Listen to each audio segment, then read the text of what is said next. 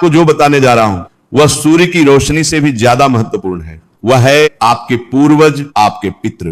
क्या आपने कभी सोचा है कि मकर संक्रांति के दिन ही गंगा स्नान और दान का इतना महत्व क्यों है? महाभारत के भीष्म पितामह ने बाणों की शैया पर लेटे रहकर अपने प्राण त्यागने के लिए इसी दिन की प्रतीक्षा क्यों की थी? क्योंकि यह दिन देवताओं का दिन है। मान्यताओं के अनुसार मकर संक्रांति के दिन धरती और पितृलोक के बीच की दूरी सबसे कम हो जाती है। यह वह दुर्लभ समय होता है जब हमारे पूर्वज, हमारे बिछे हुए प्रियजन सूक्ष्म रूप में अपनी संतानों के घर के दरवाजे पर आते हैं। वे उम्मीद लेकर आते हैं थोड़ी सी तृप्ति की, थोड़े से सम्मान की। अफसोस की बात यह है कि आज के आधुनिक युग में हम इस गूढ़ रहस्य को भूल चुके हैं। लोग इस दिन को केवल पिकनिक मनाने, डीजे बजाने और पकवान खाने तक सीमित कर देते हैं। उधर दरवाजे पर खड़े हमारे पूर्वज जो साल भर हमारी राह देखते हैं, जब देखते हैं कि उनके वंशज अपनी मस्ती में चूर हैं और उन्हें याद करने वाला कोई नहीं है, तो वे गहरी दीर्घ निश्वास, ठंडी आंख छोकर वापस लौट जाते हैं। शास्त्रों में इसी निश्वास को पितृदोष कहा गया है। ये कोई शाप नहीं है, ये उनका दुख है। और जिस घर के पूर्वज दुखी होकर दरवाजे से लौट जाए, उस घर में चाहे कुबेर का खजाना भी क्यों न हो, वहां कभी शांति नहीं रह सकती। आज मैं आपको एक ऐसा गुप्त और सरल उपाय बताने जा रहा हूं जो न केवल आपके सोए हुए भाग्य को जगाएगा, बल्कि आपके पूर्वजों को इतनी तृप्ति देगा कि वे आपको 7 जन्मों तक सुखी रहने का आशीर्वाद देंगे। यह उपाय सुनने में बहुत छोटा लगेगा, इतना छोटा कि कई बुद्धिमान लोग इसे नजरअंदाज कर देंगे।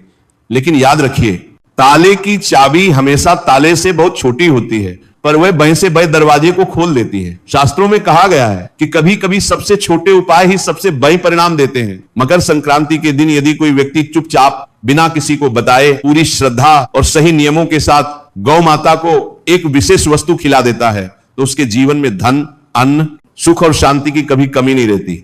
लेकिन सबसे बड़ी बात यह है कि यह उपाय सीधे आपके पितरों की आत्मा को ठंडक पहुंचाता है। शायद आप सोच रहे होंगे कि मेरे जीवन में तो सब ठीक है, मुझे क्या जरूरत है। लेकिन जरा गहराई से देखिए, क्या आपके घर में बिना वजह कलह होती है?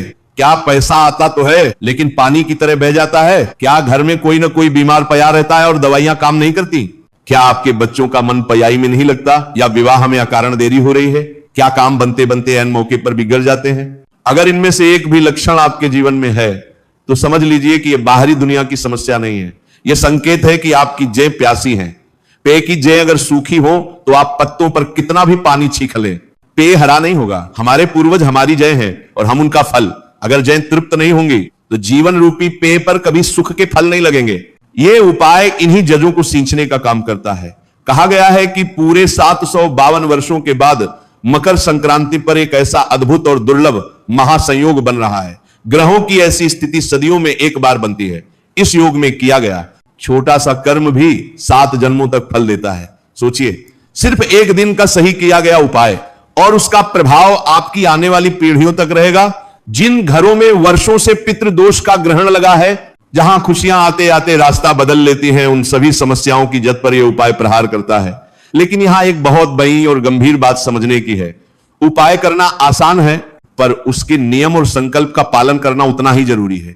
अक्सर लोग गलती यही करते हैं कि वे रस्म तो निभा लेते हैं, उपाय तो कर लेते हैं, लेकिन उसके पीछे जो भाव और नियम होते हैं उसे नजरअंदाज कर देते हैं। फिर वे शिकायत करते हैं कि हमने तो उपाय किया पर असर नहीं हुआ। इसलिए मैं आपसे साफ और काये शब्दों में कहना चाहता हूं कि इस उपाय के नियम थोड़े कठोर हैं, लेकिन वही नियम इसकी शक्ति भी है। बिना नियम के किया गया उपाय उस बीज की तरह होता है जिसे मिट्टी तो मिली पर पानी नहीं मिला, वो कभी नहीं उगता।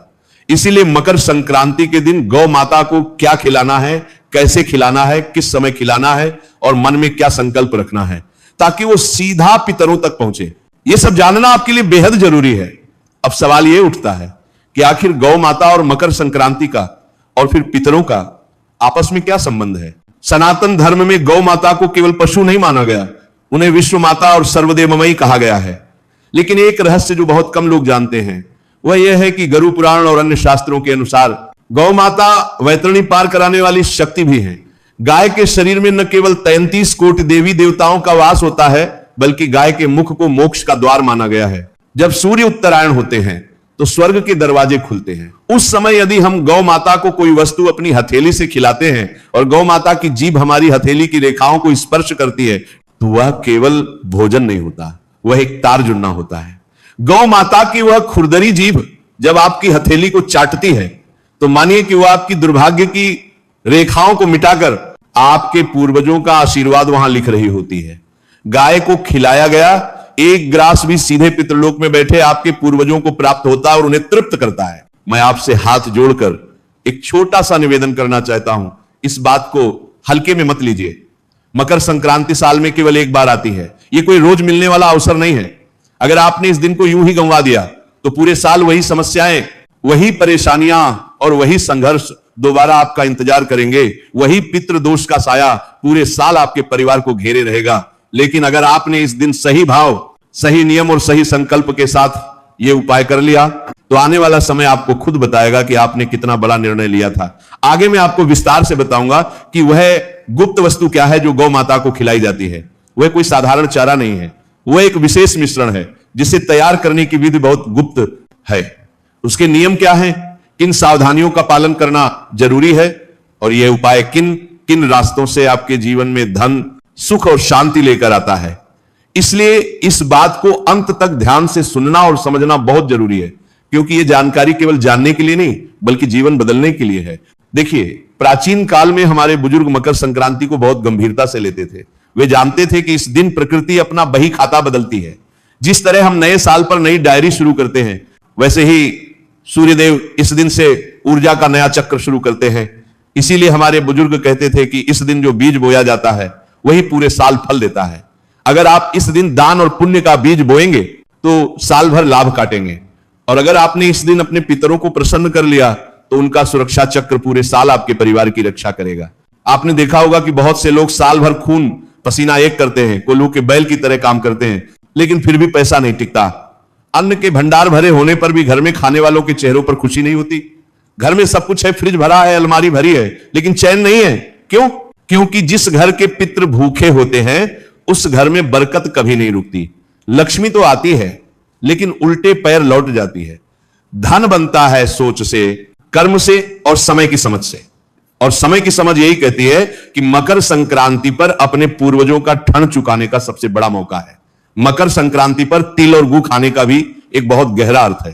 तिल प्रतीक है त्याग का और गू प्रतीक है मिठास का। तिल का एक एक दाना छोटा होता है, लेकिन जब वे गू की मिठास के साथ मिलते हैं तो एक मजबूत लड्डू बन जाते हैं।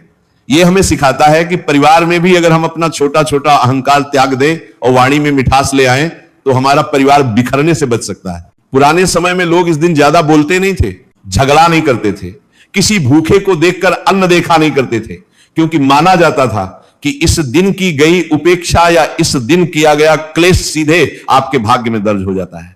अगर संक्रांति के दिन घर में क्लेश हुआ या पितरों के निमित्त कुछ नहीं किया गया तो समझो पूरे साल घर में अशांति की नींव पड़ गई। मकर संक्रांति पर प्रकृति सुनती है, लेकिन शोर नहीं सुनती, वो आपकी भावना सुनती है। यह पर्व मौन का है, दिखावे का नहीं। आज के समय में लोग दान करते समय कैमरा पहले निकालते हैं और बटुआ बाद में। गौशाला जाते हैं तो गाय की सेवा करने से ज्यादा सेल्फी लेने में व्यस्त रहते हैं। याद रखिए, शास्त्रों में स्पष्ट कहा गया है कि दाहिने हाथ से दान करो तो बाएं हाथ को भी पता न चले, और पितरों के कार्य तो और भी गुप्त होने चाहिए। पितृ कार्य और दान, ये दो चीजें जितनी छुपी हुई रहेंगी उतना ही अधिक फल आपको मिलेगा। ये गुप्त उपाय जो मैं बताने जा रहा हूं ये दिखावे के लिए नहीं है। अगर आप भी में खाए होकर लोगों को दिखाते हुए ये करेंगे तो इसका पुण्य क्षीण हो जाएगा। ये आपके और आपके पूर्वजों के बीच का एक नितांत निजी मामला है। जैसा कि मैंने पहले कहा, हम उस दिशा में बढ़ रहे हैं जहां असली रहस्य छुपा है। लेकिन उपाय की विधि जानने से पहले यह समझना बहुत जरूरी है कि यह उपाय गाय पर ही क्यों निर्भर करता है, कुत्ते, पक्षी या किसी अन्य जीव पर क्यों नहीं। गौ माता के भीतर आपके जीवन के ना जाने कितने रहस्य छुपे हुए हैं। हमारे शास्त्रों में कहा गया है, गावो विश्वस्य मातरा, यानी गाय विश्व की माता है। लेकिन जब बात पितरों की आती है तो गाय का महत्व और बन जाता है। क्या आपने कभी सोचा है कि जब किसी व्यक्ति की मृत्यु हो जाती है तो हम उसकी अंतिम यात्रा के समय या श्राद्ध में गौदान क्यों करते हैं या गौ माता को ग्रास क्यों खिलाते हैं? क्योंकि गाय पृथ्वी और पितृलोक के बीच की काई है। गरु पुराण में वर्णन आता है कि गौ माता की पूंछ पक्का करी आत्मा वैतरणी नदी पार करती है। वैज्ञानिक दृष्टिकोण से भी देखें तो गाय के शरीर से जो आभा निकलती है वह अत्यंत सात्विक और शांत होती है। जब हम दुखी होते हैं और गाय के गले लगते हैं तो हमारा तनाव कम हो जाता है। इसी तरह जब हम अपने पितरों के निमित्त कोई वस्तु गाय को खिलाते हैं तो गाय के शरीर की उस दिव्य ऊर्जा के माध्यम से वह तृप्ति सीधे हमारे पूर्वजों की आत्मा तक पहुंचती है। गाय बिना मांगे देती है, बिना शिकायत के सहती है। यही तो हमारे पूर्वजों का भी स्वभाव था, जिन्होंने हमारे लिए अपना जीवन खपा दिया और बदले में कुछ नहीं मांगा। इसलिए जिस घर में गाय का सम्मान होता है और जहां संक्रांति जैसे पर्व पर गाय को पहला ग्रास दिया जाता है, वहां पितृदोष टिक ही नहीं सकता। अब ध्यान से सुनिए, क्योंकि यहां से बात बहुत गुप्त और सूक्ष्म हो जाती है। अब मैं आपको उपाय की विधि बताने जा रहा हूं। सबसे पहले समय का ध्यान रखें। मकर संक्रांति के दिन आपको सुबह ब्रह्म मुहूर्त में उठना है। आप चाहे पूरे साल 9 बजे उठते हो या 10 बजे, लेकिन इस एक दिन अपने आलस्य को त्यागना होगा। ब्रह्म मुहूर्त सूर्य उगने से लगभग 1.5 घंटा पहले वह समय होता है जब वातावरण में ईश्वर और पितरों की शक्तियां सबसे अधिक सक्रिय होती है। उठने के बाद सबसे पहले बिस्तर पर बैठे अपने दोनों हाथों की हथेलियों को देखें और अपने इष्ट देव और अपने पूर्वजों को नमन करें। जमीन पर पैर रखने से पहले धरती माता से क्षमा मांगें। इसके बाद स्नान करें। ध्यान रहे, इस दिन पानी में थोड़ा सा गंगाजल और काले तिल मिलाकर स्नान करना श्रेष्ठ माना गया है। काले तिल मिलाकर स्नान करने से शरीर के ऊपर ही दोष और नकारात्मक ऊर्जा धुल जाती है। स्नान के बाद आपको मौन रहना है। यह इस उपाय की सबसे बड़ी शर्त है। स्नान करने के बाद से लेकर गाय को उपाय की सामग्री खिलाने तक आपको किसी से व्यर्थ बात नहीं करनी है। मोबाइल नहीं देखना है, टीवी नहीं चलाना है। अपने मन को शांत रखें और यह भाव रखें कि आज मैं अपने जीवन के और अपने पूर्वजों के कष्टों को दूर करने जा रहा हूं। मैं कुछ मांगने नहीं, बल्कि कुछ सुधारने जा रहा हूं। अब आते हैं उस मुख्य सामग्री पर जिसे गौ माता को खिलाना है। यह देखने में बहुत साधारण है, लेकिन इसका एक एक दाना एक एक ग्रह और पितरों से जुड़ा है। इस सामग्री को तैयार करने के लिए आपको निम्नलिखित वस्तुओं की आवश्यकता होगी। इसे ध्यान से नोट कर लें। सफेद तिल, यह सूर्य और चंद्रमा का प्रतीक है जो मन और आत्मा को शांति देता है। काले तिल, यह सबसे महत्वपूर्ण है। काले तिल सीधा शनिदेव और पितरों का प्रतीक है। पितरों को तृप्त करने के लिए काले तिल से बीककर कुछ नहीं है। गुड़ का चूर्ण, गुड़ सूर्य का प्रतीक है। ये जीवन में मिठास और ऊर्जा लाता है। आपको गुड़ का साबुत टुक्का नहीं लेना है, बल्कि उसे पीसकर उसका चूर्ण बना लेना है। कच्चे चावल अक्षत, चावल अक्षत का अर्थ है जो कभी क्षय नष्ट ना हो। यह आपकी समृद्धि और वंश वृद्धि का प्रतीक है। देसी घी, गाय का शुद्ध देसी घी जो शुक्र ग्रह को मजबूत करता है और पितरों को स्निग्धता प्यार पहुंचाता है। गुप्त सामग्री नमक, यहां एक बहुत बड़ा रहस्य है। आमतौर पर गाय को नमक नहीं खिलाया जाता, लेकिन मकर संक्रांति के इस विशेष तांत्रिक सात्विक उपाय में आपको 1 चुटकी सेंधा नमक और 1 चुटकी काला नमक मिलाना है। काला नमक और सेंधा नमक नजर दोष, टोने टोटके और घर की नकारात्मक ऊर्जा को काटने का काम करते हैं। यह उस भोजन का स्वाद बढ़ाने के लिए नहीं, बल्कि आपके जीवन की कौवाहट को काटने के लिए है। एक साफ बर्तन में गू का चूर्ण लें, उसमें थोड़े से कच्चे चावल, थोड़े सफेद तिल और थोड़े काले तिल मिला लें। अब इसमें 1 चम्मच शुद्ध देसी घी डालें। अंत में 1 चुटकी सेंधा नमक और 1 चुटकी काला नमक डालें। इन सबको अपनी उंगलियों से अच्छे से मिला लें। मिश्रण तैयार करते समय मन ही मन अपने पूर्वजों का स्मरण करें। उनका नाम नहीं लेना है, बस उनका चेहरा याद करना है और मन में माफी मांगनी है। हे पूर्वज देव, जाने या न जाने मुझसे या मेरे परिवार से जो भी भूल हुई हो, उसे क्षमा करें और इस भोग को स्वीकार करें। अब सबसे महत्वपूर्ण चरण, इस मिश्रण को लेकर गौ माता के पास जाएं। याद रखें, इस मिश्रण को किसी थाली, कटोरे या पत्तल में रखकर गाय के सामने नहीं रखना है।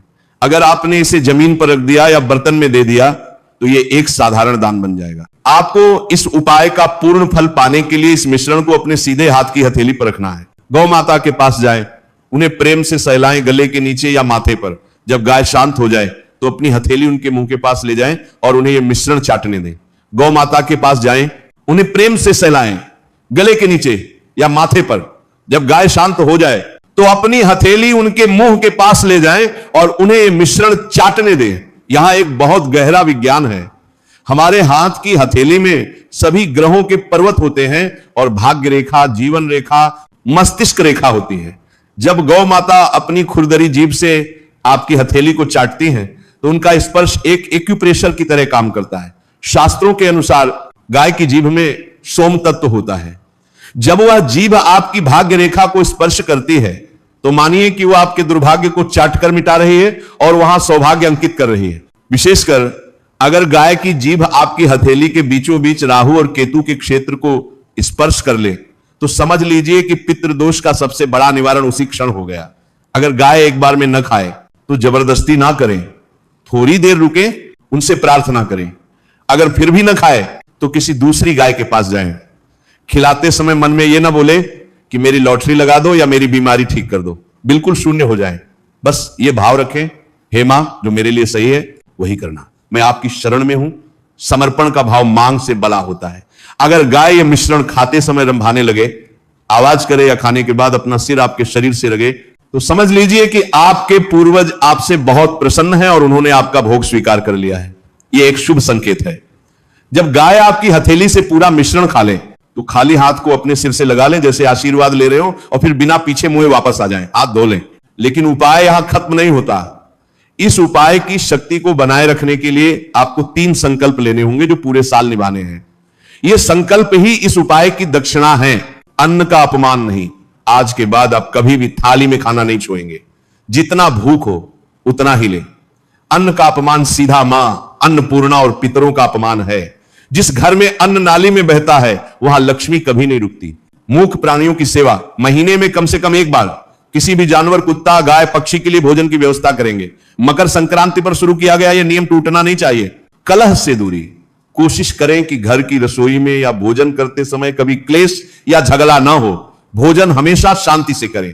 यह कोई जादू टोना नहीं है, यह जीवन जीने का एक सात्विक तरीका है जिसे हम भूल गए थे। यह उपाय एक बीज है। जब आप इसे मकर संक्रांति की उपजाऊ घेजी में गौ माता के माध्यम से पितरों तक पहुंचाते हैं तो यह बीज विशाल वटवृक्ष बनकर आपको छाया देता है। अब जब आपने विधि जान ली है तो आपके मन में यह सवाल उठना स्वाभाविक है कि इस उपाय के बाद क्या होगा।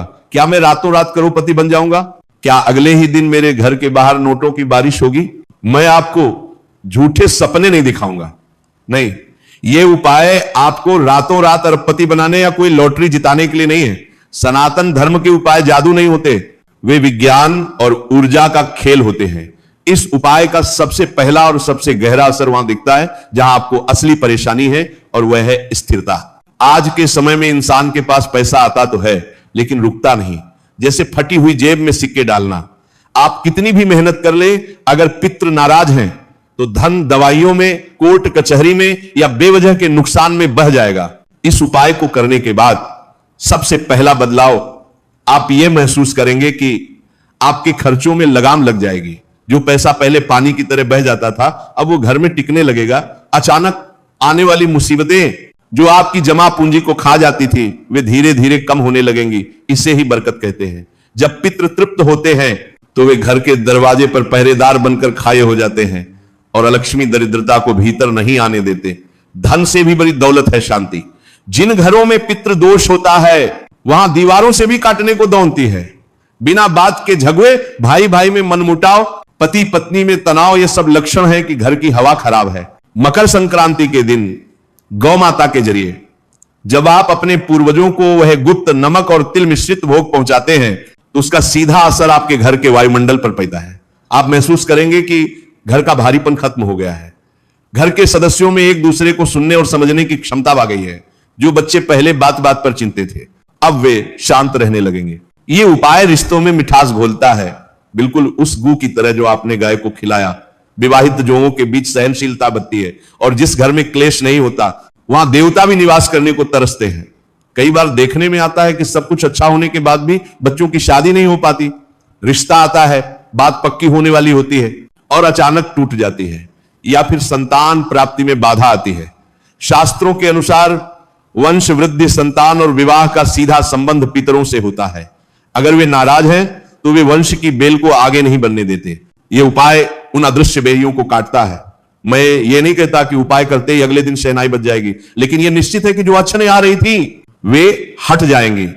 विवाह के योग बनने लगेंगे।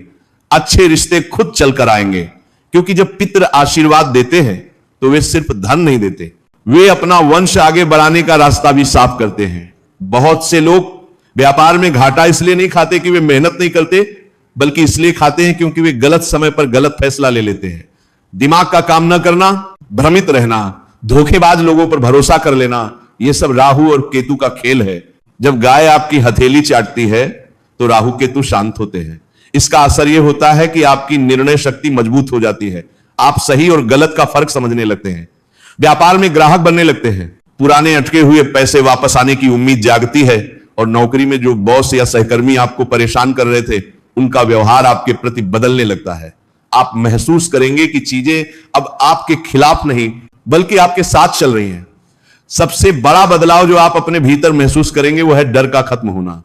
पितृ दोष से पीड़ित व्यक्ति हमेशा एक अनजाने डर, चिंता और असुरक्षा में जीता है।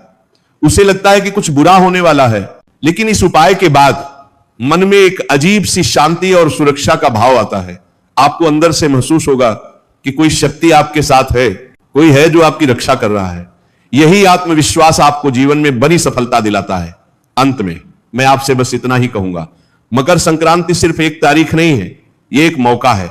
साल में 365 दिन होते हैं, लेकिन यह एक दिन ऐसा है जब ब्रह्मांड का दरवाजा खुला होता है। पुराने समय के लोग मूर्ख नहीं थे जो इस दिन इतना दान पुण्य करते थे। वे जानते थे कि आज का बोया हुआ बीज उनकी आने वाली 7 पीढ़ियों की भूख मिटा सकता है। ये उपाय जो मैंने आपको बताया, सफेद और काले तिल, गुड़, चावल, घी और वह गुप्त नमक, ये कोई टूना टोटका नहीं है, यह प्रकृति के तत्वों का संतुलन है। तिल आपके पापों को धोता है, गुड़ भाग्य को मीठा करता है, नमक नजर और नकारात्मकता को काटता है, गाय की सेवा पितरों को तृप्त करती है। तो इस मकर संक्रांति पर एक संकल्प लें, सुबह जल्दी उठें, स्नान करें और पूरे मौन व श्रद्धा के साथ इस उपाय को करें। दुनिया को दिखाने के लिए नहीं, फोटो खींचने के लिए नहीं, बल्कि अपनी आत्मा की शांति और अपने पूर्वजों की मुक्ति के लिए। याद रखें, जो लोग अपने पितरों को याद रखते हैं, ईश्वर उन्हें कभी नहीं भूलता। जब आप गाय को वह ग्रास खिलाकर अपनी हथेली को माथे से लगाकर घर लौटेंगे, तो विश्वास मानिए आप अकेले नहीं लौटेंगे। आपके साथ आपके पूर्वजों का वह आशीर्वाद भी लौटेगा जो अब तक रुका हुआ था। और जब पितृ खुश तो ईश्वर खुश, और जब दोनों खुश तो फिर जीवन में किसी चीज की कमी रह ही नहीं सकती।